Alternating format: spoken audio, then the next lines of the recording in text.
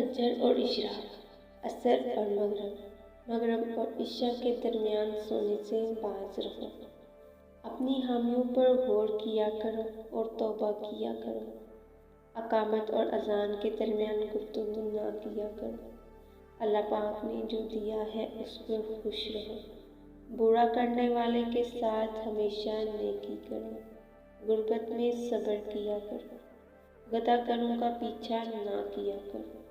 اچھے کاموں میں دوسروں کی مدد کیا کرو۔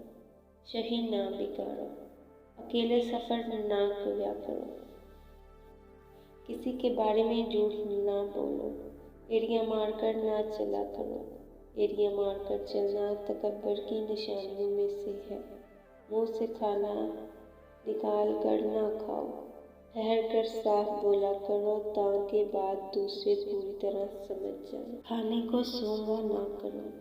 کھانے کو سونگھنا بد تہذیبی ہوتی ہے۔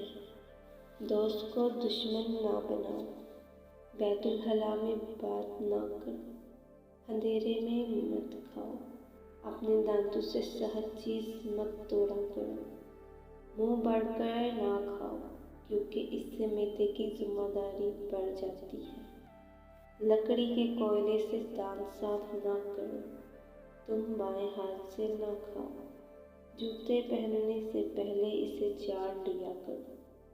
چلتے ہوئے بار بار پیچھے مڑ کر نہ دیکھو۔ دوستوں کے بارے میں جھوٹے قصے بیان نہ کیا کرو۔ دوسروں کے عیب تلاش نہ کرو۔ ہاتھ کے کڑاکے نہ نکالا کرو۔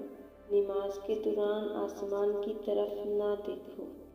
ان لوگوں کے درمیان نہ سوئو جو سونے سے قبل باتیں کرتے ہیں۔